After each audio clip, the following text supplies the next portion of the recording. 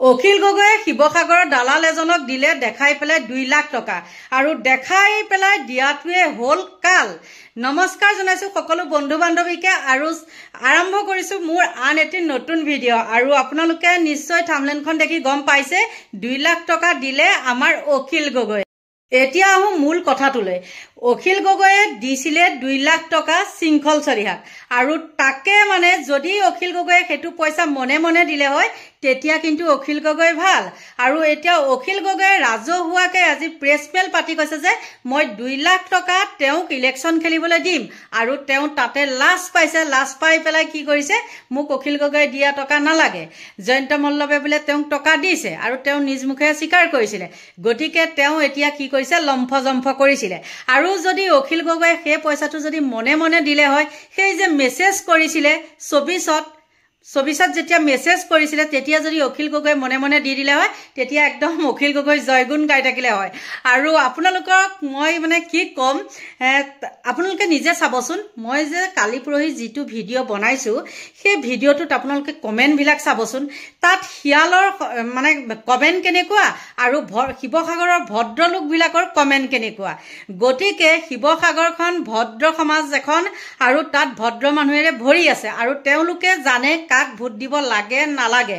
গতিকে এইবিলাক মানে যিমানে বেবেৰিবাং নকৰক অখিল গগৈক, যিমানে যি নকৰক অখিল গগৈ নিচিনা দ্বিতীয়জন স্পষ্টবাদী বা কামৰ মানুহ আৰু তাত নোলাব। ডিমৌতটো আপোনালোকে দেখিলে। আৰু এইখিনিতে এটা কথা কওঁ দেই, ডিমৌত আৰু আমাৰ মানে ধৈৰ্য কোঁৱৰ বেচেৰা তাত লাহে লাহে লাগি আছে, মানে কিবা কয় নহয় কাছ নিচিনাকৈ তেওঁ গৈ আছে, লাগি আছে। আৰু তাৰ ডিমৌৰ ৰিজাল্টবিলাক বহুত ভাল। গতিকে এবাৰ ডিমৌতটো দেখিছে এজন কিবা দালাল এজনে সেইটো চালফা এই সৰু মই শ্বৰ্ট ভিডিঅ' এটা দিছোঁ চাব, সেইটো নামটোৱে পাহৰি যাওঁ, কিবা দৌৰি নে চুঁৱৰি, সেই গুণ্ডা দগাবাজ এটা কথা। সেইটোৱে সেই মানে এতিয়া দগাবাজৰ ৰাজত্ব চলাবলৈ বিচাৰিছে অহা 26ত। গতিকে তেওঁলোকে এবাৰ ডিমৌতেই হওক বা শিৱসাগৰতেই হওক তেনেকুৱা 2 নম্বৰী মানুহক বাৰু আকৌ উঠাবনে, আকৌ কোনোবাই মানে এখন ৰাঙলী কৰিবলৈ বিচাৰিবনে। গতিকে তেওঁলোকে আকাশত চাং পাতি আছে। আৰু যি কি নহওক আপোনালোকৰ মাজলৈ সেই দালালজনৰ ভাষ্য শুনকচোন, দেখাই দিছোঁ চাওক। নিশ্চয় আপোনালোকে দালালজনৰ সেই ভাষ্য শুনিলে। আৰু মই এইটোৱে কওঁ, তেওঁ যিমানতে মানে দাবী ধমকি লালু পাঞ্জুবিলাক লৈ পেলাই দাবী ধমকি দি কৰি ফুৰে, সেইবিলাকে যদি মানে ৰাজহুৱা কৰে তেওঁলোকৰ খুব বেয়া লাগে। আৰু মনে মনে যদি তেওঁলোকক সহায় কৰি থাকে তেতিয়া একদম খুব ভাল, একদম খুব ভাল।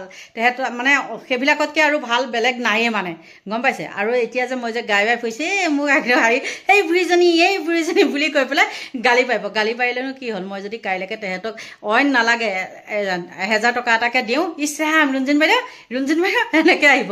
গতিকে এইবিলাক হ'ল তেনেকুৱা মানুহ। গতিকে গাই বাইনো কি লাভ, গালু বালু খোলাকটি তাল এজাকৰ একোৱেই নাই। কাৰণ দিনে ৰাতিয়ে ইমানেই মানে চকু ৰঙা হৈ থাকে। আৰু এজনে মোক কৈছে বোলে এইজনৰ চকু কিয় ৰঙা হৈ থাকে। আপোনালোকে মোৰ কমেণ্টবিলাক চাবচোন। মই কৈছোঁ এইবিলাক মানে মালৰ প্ৰভাৱ, এইবিলাক মুটনিৰ প্ৰভাৱ হ'লে তেনেকৈ চকু লাল হৈ থাকে। গতিকে আপোনালোকৰ মাজলৈ ভিডিঅ'টো আগবঢ়ালোঁ, চাই লওক। মোক 2 লাখ টকাৰ প্ৰয়োজন নাই। ইতিমধ্যে তেওঁ ষ্টাফক বাহিনীয়ে কৈ থৈছে যে মই জয়ন্ত মল্ল বৰুৱাৰ পৰা কোটি কোটি টকা ললো আৰু সেইকাৰণে মোক এই 2 লাখ টকাটো প্ৰয়োজন নাই। এইটো শৃংখলাবদ্ধ নহয় বাৰু, মই সৰুৰ পৰাই উৎপতীয়া ল'ৰা, এইটো এটা বেলেগ কথা। কিন্তু ৰাজনীতিৰ যিটো মূল্যবোধ, সেই মূল্যবোধটো আপোনালোকে তললে নানিব। কোনো বাংলাদেশী মূলৰ মানুহৰ পুষ্টিকৰণ, সি লাগিলে হিন্দু বাংলাদেশী হওক, সি লাগিলে মুছলমান বাংলাদেশী হওক, কোনো ধৰণৰ বাংলাদেশী মূলৰ মানুহৰ পুষ্টিকৰণ যোনেই কৰিব সহ্য কৰা নহ'ব। ৰাজনীতিৰ মূল্যবোধটো তললে নমাই নিদিব।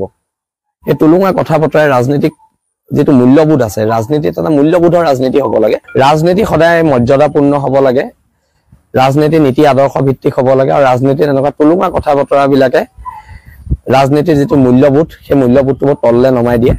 হিচাপ কৰিব সেইবিলাক কথা অসমৰ জনগণ, অসমৰ খিলঞ্জীয়া মানুহে হিচাপ কৰিব। কোন কাৰ পক্ষত, কোন বিজেপিৰ দালাল, কোন কংগ্ৰেছৰ দালাল, কোন বাংলাদেশীৰ দালাল, সেইবিলাক অসমৰ জনগণে কৰিব। শিৱসাগৰৰ জনগণ, অসমৰ খিলঞ্জীয়া জনগণ, বীৰ লাচিত সেনাৰ সৈনিকসকল, মোৰ সাহস আৰু খিলঞ্জীয়া মানুহৰ কাৰণে এখন আমি সংগ্ৰাম কৰি আছো। ইয়াত কোনো বাংলাদেশী মূলৰ মানুহৰ পুষ্টিকৰণ, সি লাগিলে হিন্দু বাংলাদেশী হওক, সি লাগিলে মুছলমান বাংলাদেশী হওক, কোনো ধৰণৰ বাংলাদেশী মূলৰ মানুহৰ পুষ্টিকৰণ যোনেই কৰিব সহ্য কৰা নহ'ব। সেইটো একদম স্পষ্ট কথা। আৰু মোক 2 লাখ টকাৰ প্ৰয়োজন নাই। ইতিমধ্যে তেওঁ ষ্টাফক বাহিনীয়ে কৈ থৈছে যে মই জয়ন্ত মল্ল বৰুৱাৰ পৰা কোটি কোটি টকা ললো আৰু সেইকাৰণে মোক এই 2 লাখ টকাটো প্ৰয়োজন নাই মোৰ বীৰ লাচিত সেনাৰ আমাৰ সৈনিকসকল আছে অসমৰ খিলঞ্জীয়া জনগণ আছে যদি নিৰ্বাচনত অৱতীৰ্ণ হওঁ তেওঁলোকে মোক আৰ্থিকভাৱে সহায় কৰিব হেতু মই দৃঢ় বিশ্বাসী প্ৰয়োজন নাই বুলি মোৰ প্ৰয়োজন নাই আৰু ৰাজনীতি সদায় মৰ্যাদাপূৰ্ণ হ'ব লাগে ৰাজনীতি নীতি আদৰ্শ ভিত্তিক হ'ব লাগে আৰু ৰাজনীতি এনেকুৱা তুলুঙা কথা বতৰা বিলাকে ৰাজনীতিৰ যেটো মূল্যবোধ সেই মূল্যবোধটো তললে নমাই দিয়ে অনুগ্ৰহ কৰি এনেকুৱা ধৰণৰ কথা বতৰাৰে ৰাজনীতিৰ যেটো মূল্যবোধ আছে মূল্যবোধটো অন্তত ঠিক কৰি ৰাখিবলৈ মই সকলো পক্ষকে আহ্বান জনাইছো এইবিলাক অসমৰ জনগণে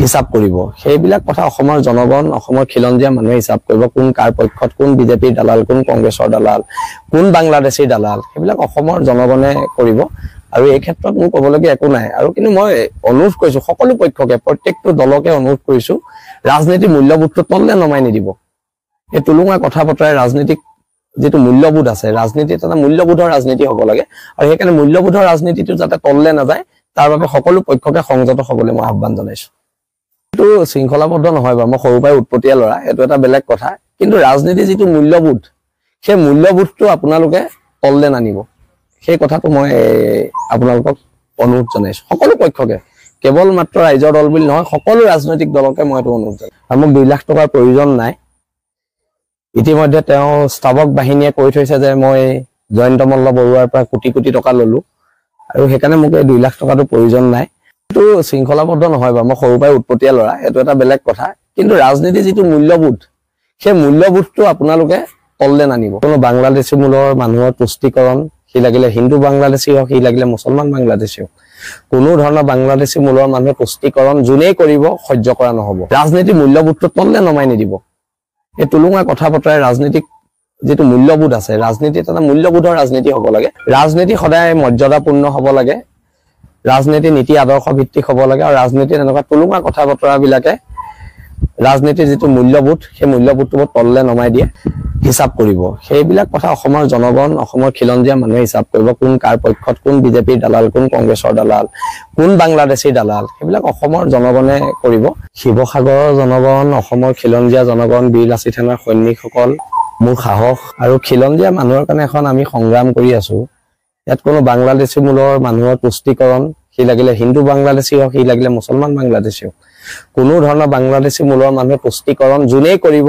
সহ্য কৰা নহব এটো একদম স্পষ্ট কথা আৰু মোক 2 লাখ টকাৰ প্ৰয়োজন নাই ইতিমধ্যে তেওঁ ষ্টাফক বাহিনীয়ে কৈ থৈছে যে মই জয়ন্ত মল্ল বৰুৱাৰ পৰা কোটি কোটি টকা ললো আৰু সেইকাৰণে মোক এই 2 লাখ টকাটো প্ৰয়োজন নাই মোৰ বীৰ লাচিত সেনাৰ আমাৰ সৈনিকসকল আছে অসমৰ খিলঞ্জীয়া জনগণ আছে যদি নিৰ্বাচনত অৱতীৰ্ণ হওঁ তেওঁলোকে মোক আৰ্থিকভাৱে সহায় কৰিব হেতু মই দৃঢ় বিশ্বাসী প্ৰয়োজন নাই বুলি মোৰ প্ৰয়োজন নাই আৰু ৰাজনীতি সদায় মৰ্যাদাপূৰ্ণ হ'ব লাগে ৰাজনীতি নীতি আদৰ্শ ভিত্তিক হ'ব লাগে আৰু ৰাজনীতিত এনেকুৱা তুলুঙা কথা বতৰা বিলাকে ৰাজনীতিৰ যেটো মূল্যবোধ সেই মূল্যবোধটো তললে নমাই দিয়ে অনুগ্ৰহ কৰি এনেকুৱা ধৰণৰ কথা বতৰাৰে ৰাজনীতিৰ যেটো মূল্যবোধ আছে মূল্যবোধটো অন্তত ঠিক কৰি ৰাখিবলৈ মই সকলো পক্ষকে আহ্বান জনাইছো এইবিলাক অসমৰ জনগণে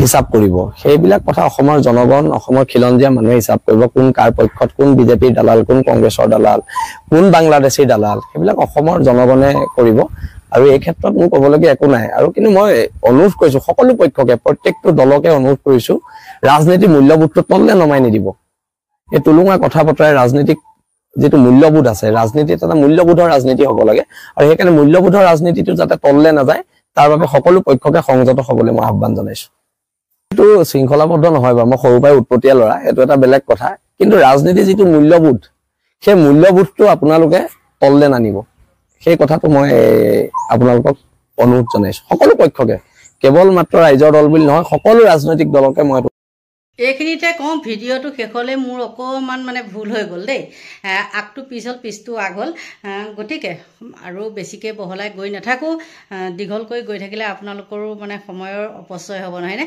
গতিকে এইখিনি আছিলে ভিডিঅ'টো আৰু সকলোকে ভগৱানে ভালে কুশলে ৰাখক তাকে কামনা কৰিছোঁ আৰু মোৰ ভিডিঅ'টো ইমানতে সামৰণি মাৰিছোঁ বাই বাই